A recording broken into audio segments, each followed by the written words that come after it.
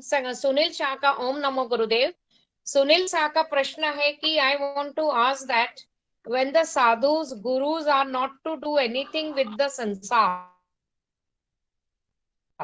the followers of theirs always come to them and ask for good family ashirwad, prosperity in business and all such thing. And the sadhus, gurus who are nothing to do with all this, bless them for this. Is this okay with both of them? People asking and sadhus giving.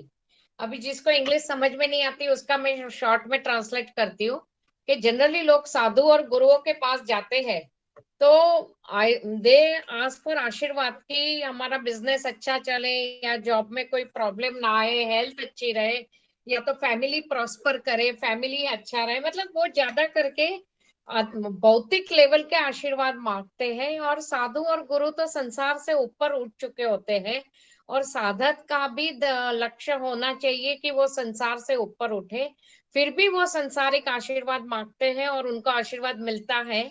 तो क्या ये दोनों के part पे बराबर है? ये सुनील शाह का प्रश्न है। तो अभी सुनील भाई ने प्रश्न तो बहुत अच्छा पूछा है, पर मैं उसका एग्जाम्पल ऐसे ही दूंगी कि आप अगर कोई कीचड़ में फंसा है तो उसको बाहर निकालने के लिए आपको उस लेवल तक नीचे उतरना पड़ेगा, तो आप उसको हाथ दे के बाहर निकाल सकते हो। मतलब आपको कीचड़ में हाथ डालना पड़ेगा। तो उसका मतलब है कि जितने भी एस्पिरेंट्स आते हैं, जितने भी फॉलोअर्स आते हैं, ज्यादा करके वो लोग संसार से आते हैं, तो उनकी संसारिक प्रॉब्लम, ग्रॉस वर्ल्ड की प्रॉब्लम उन पे हावी होती है। तो गुरु या साधु देखते हैं कि इसको अगर थोड़ा सा भी सपोर्ट करे और इस चिंता से वो मुक्त हो जाए तो ये आत्मा आध्यात्मिक उड़ान भर सकती है। तो उसको एक सपोर्ट देने के लिए, थोड़ा सा पुश करने के लिए वो आसे लिए जाते हैं। जैसे विवेकानंद जी जब रामकृष्ण परमहंस के पास पहुंचे तो उनके पिताजी लॉयर थे और फाइनेंशियल स्टेटस अच्छा था, पर सडनली उनके पिताजी की डेथ हो गई, विवेकानंद जी पे पारिवारिक जिम्मेदारी आ गई, फाइनेंशियल क्रंच शुरू हो गया। तो वो फिर आध्यात्मिक बहुत ही बड़े वो जिज्ञासु थे, उनको वो हर एक गुरु और साधु को मिलते थे तो पूछते थे क्या आपने ईश्वर को देखा है, क्या मुझे भी देखना है। पर जब पारिवारिक जिम्मेदारी आ गई उनपे तो वो नौकरी ढूंढने में लग गए। बहुत कोशिश के बाद भी नौकरी नहीं मिल रही थी। ही वाज हालांकि BA qualified in English in those days which was high qualification, फिर भी नहीं मिल रही थी। वो इतने परेशान हो गए, खाने को पैसे नहीं थे। तो फिर आखिर में थक हार के 3 महीने के बाद, स्ट्रगल के बाद, वो रामकृष्ण के पास पहुंचे, अपने गुरु के पास, और उनके आशीर्वाद मांगा कि फाइनेंशियल प्रॉब्लम इतनी है। तो ये प्रॉब्लम से वो उभर के आए। तो रामकृष्ण ने भी, रामकृष्ण के बारे में तो कहा जाता है कि नेचुरली वो तो माँ काली के इतने डिवोटी थे और उन्होंने तो पैसे को हाथ भी नहीं लगाया था, मंदिर से ही उनका निर्वाह चलता था। और एक उनके लिए तो उनके जीवन में एक घटना है कि उनके पिलो के नीचे किसी ने रुपए की नोट भी रख दी थी, तो उनको बड़ी बेचैनी हुई थी और वो सो नहीं पाए थे। तो उन्हीं ने उनको बोला कि तू माँ काली के पास जा और आशीर्वाद मांग। जब विवेकानंद जी गए तो उनकी आंख में माँ काली को देख के ही इतना भक्ति भाव उमड़ आया कि वो भूल गए किसके लिए आए और उनकी आंखों से आंसू बहने लगे। फिर से उनका काम नहीं हुआ, फिर से रामकृष्ण के पास गए। रामकृष्ण ने पूछा, बेटा तूने मांगा जो तुझे चाहिए था? बोले मैं तो भूल गया, मैं तो उनको देख के ही भाव विभोर हो गया। फिर से बोला कि जा तू माँ काली के पास, फिर से गए, फिर से सेम घटना रिपीट हुई। फिर रामकृष्ण के पास आए, ऐसे 3 बार हुआ। फिर उन्होंने रामकृष्ण के चरण पकड़ लिए कि आप ही मेरा भला कर सकते हो। तो उन्होंने आशीर्वाद दिए, बेटा कल से तेरे पारिवारिक चिंता निकल जाएगी। और वही हुआ, उनका फाइनेंशियल बंदोबस्त हो गया और विवेकानंद जी 100% रामकृष्ण मिशन, मतलब रामकृष्ण जी का जो मिशन था, propagation of Vedanta message in the world, उसमें जुड़ गए। तो इधर ये जो कृपा उन पे हुई इसीलिए हुई कि इतनी अच्छी आध्यात्मिक सोल है, ये चीज में अटक रही है, तो उसको थोड़ा पुश किया जाए तो वो फुल फोर्स से आध्यात्म में आगे बढ़ सकती है। दूसरा एग्जाम्पल लेवे तो योगानंद जी की बायोग्राफी में हमने श्री लारी मासे जी के बारे में सुना है कि लारी मासे जी और महावतार बाबा जी के मिलन होती है, जो उनके गुरु होते हैं।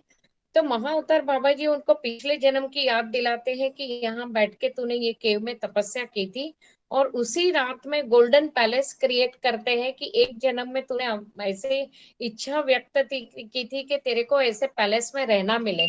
तो उनकी वो इच्छा भी पूरी हो जाती है ताकि वो पूरे फोर्स से आगे बढ़े।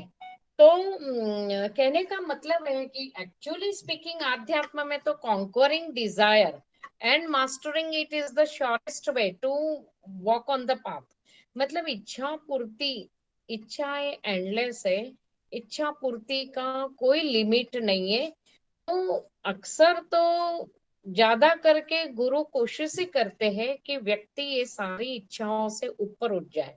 पर जब साधक शुरू में आध्यात्मिक साधना में चलना शुरू करता है, तभी गुरु और शिष्य का संबंध माँ और बच्चे की तरह होता है। उसमें वात्सल्य भाव ज्यादा होता है कि जैसे बच्चा छोटा होता है तो माँ बाप उसको कितना प्यार करते हैं। ऐसे साधक जब चलना शुरू करता है साधना पथ में, तो शुरू में उसको थोड़े इंसेंटिव दिए जाते हैं और बाद में फिर उसको इंटरनली ऐसा तैयार किया जाता है कि वो प्रॉब्लम प्रूफ हो जाए। देन ही अंडरस्टैंड्स के problem are part of life, I have to cross that ocean of problem because he becomes internally strong. So this is also one way of आध्यात्मिक साधना only. अभी कभी कभी क्या होता है, कुछ जन्मों की तपस्या होती है तो अहेतुक कृपा भी हो जाती है। उसका बेस्ट एग्जांपल मैं आपको दूंगी श्री एम का, कि श्री एम जब छोटे थे, 9 साल के बच्चे थे, तो उनके अंकल, उनके पिताजी के फर्स्ट कजिन जो उनके अंकल हुए, वो मुस्लिम होने के बावजूद हिंदू धर्म में दिलचस्पी रखते थे। तो एक बार उनके अंकल ने वो बोले कि चल हम प्लान करते हैं, स्वामी नित्यानंद जी के दर्शन को ले जाता हूँ। और वो हैदराबाद से मुंबई आए, मुंबई से गणेशपुरी पहुंचे श्री नित्यानंद जी के दर्शन को। जब श्री एम का दर्शन का टाइम आया तो नित्यानंद जी ने कुछ अपनी लैंग्वेज में बोला, श्री एम को कुछ समझ में नहीं आया क्योंकि उनकी लैंग्वेज अलग थी। तो उनके अंकल ने इंटरवीन किया कि मैं श्री एम खाली ये लैंग्वेज ही समझ सकते हैं। तो नित्यानंद जी बहुत गुस्से हो गए, उनके अंकल को तो गेट आउट कर दिया और इनको श्री एम को इतना जोर से राइट चीक पे थप्पड़ मारा कि उनका फोर्स इतना था थप्पड़ का कि श्री एम बच्चे थे तो वो गिर गए और रोने लगे जोर से। उनके अंकल हाथ पकड़ के उनको बाहर लेके गए और बोले ये घटना क्यों घटी मेरे को समझ में नहीं आता है, पर आगे चल के तेरा कुछ भला ही होगा। तो बट श्री एम उसको उस एज में एक्सेप्ट नहीं कर पाए। उनको लगा कि ये कोई मैड सन्यासी है कि एक बच्चे को कोई इतना जोर से चांटा लगाता है क्या, करके वो बहुत नाराज होके घर चले गए। और फिर वो घटना को जब भी याद करते थे तो उनको बड़ा गुस्सा आता था कि एक पागल सन्यासी ने उनको इतना जोर से चांटा मारा। पर कुछ 15-16 साल से हुए तो उनको लगा कि कुछ तो आध्यात्मिक इम्पोर्टेंस है, पर समझ में नहीं आया। उसके बाद जब वो चरण पादुका केव में बद्रीनाथ में अपने गुरु के शरण में साधना करने लगे, तो उनके गुरु ने उनको ईड़ा नांगली, ईड़ा नाड़ी प्यूरिफिकेशन की क्रियाएं बताई और उन्होंने वो सारी यौगिक क्रिया की थी, उनकी लेफ्ट साइड पूरी क्लियर हो जाए। फिर उन्होंने अपने गुरु को पूछा कि अभी मुझे मेरी राइट साइड यानी कि पिंगला नाड़ी को भी सेम प्रोसेस से क्लियर करना है। तो उनके गुरु मुस्कुराए, बोले वो तो नित्यानंद जी के चांटे ने बहुत साल पहले तेरी राइट साइड क्लियर कर दी। तो ये साधु गुरु जो भी करते हैं, आशीर्वाद दे, प्यार दे, थप चांटा मारे, कुछ भी करे, वो हमारे भले के लिए होता है क्योंकि उनका कोई स्वार्थ नहीं है। अभी मैं गुरुजी के बहुत करीब रही। गुरुजी के यहाँ बड़े गुरुवार, महीने में एक गुरुवार अमास के बाद का बड़ा गुरुवार मनाया जाता है और उस दौरान जो भी संगत है उनको दर्शन मिलते हैं। सेवाधारी हो ना हो, कॉमन पब्लिक हो, सबको दर्शन मिलते हैं जो कड़ाधारी है। तो मैं उनके पास रहती थी तो मैंने ऑब्जर्व किया कि जो बड़े गुरुवार को संगत आती थी उनके सबके काम फटाफट होते थे। जो भी प्रॉब्लम हो, हेल्थ प्रॉब्लम हो, वेल्थ प्रॉब्लम हो, जो भी प्रॉब्लम हो, फैमिली हो।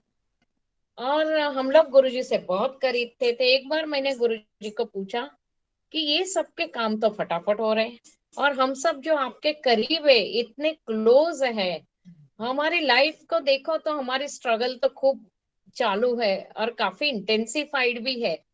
तो ऐसा क्यों? तो मुस्कुराए, प्रेम से सर पे हाथ रखा, बोले बेटा तुम लोग आध्यात्मिक जिज्ञासु लोग हो, तुम्हें आध्यात्म में खूब आगे बढ़ना है और कोशिश करो कि यही फाइनल जन्म हो जाए।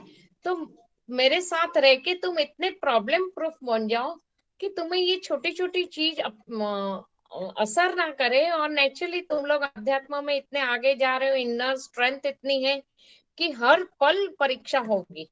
तो एक आम साधक और एक आध्यात्मिक व्यक्ति, ये दोनों की लाइफ में ये फर्क होता है। तो गुरु की कृपा, साधु गुरु जो भी देते हैं ना, वो साधना साधक के भले के लिए देते हैं। उसका कोई पैरामीटर नहीं है, ना ही कोई कंपैरिजन है।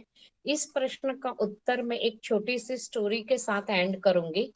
एक बार विष्णु भगवान और नारद जी घूमने निकले। जब वो घूमने निकले तो सामने एक राजा मिला। वो भी विष्णु भक्त था और खूब धन था, नेचुरली धनवान राजा था। तो विष्णु भगवान ने उसको पूछा कि बेटा मैं तेरी तपस्या से बहुत प्रसन्न हूँ, क्या चाहिए? बोले और धन चाहिए ताकि मेरी कोई भी पीढ़ी कभी भी गरीबी का सामना ना करे। विष्णु भगवान मुस्कुराए, उसको सर पे हाथ रखा और तथास्तु किया और आगे बढ़े। एक फकीर ब्राह्मण मिला, वो भी झुपड़ी में उनकी तपस्या कर रहा था। उसने विष्णु भगवान को प्रार्थना की। भगवान ने पूछा तेरी तपस्या से प्रसन्न हूं, क्या मांग मांग, तेरे को क्या चाहिए? तो बोले प्रभु सब कुछ है आपकी दया से, सिर्फ एक झुपड़ी सलामत रहे ताकि सर पे छत रहे। विष्णु भगवान मुस्कुराए, कुछ नहीं बोले, उसके सर पे हाथ रखा और आगे चले। थोड़ा आगे चल के पीछे मुड़ के देखा, उसकी कुटिया भी उड़ा दी। तो नारद जी बोले प्रभु ये कौन सा न्याय हुआ? राजा के पास इतना धन था फिर भी आपने और दे दिया, उसने मांगा तो, और इस बेचारे की तो कुटिया भी उड़ा दी।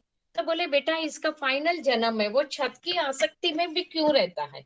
मेरे पे पूरा भरोसा रखे, मैं उसको संभालूंगा। तो अभी ये बड़ी कृपा हुई कि वो कृपा हुई।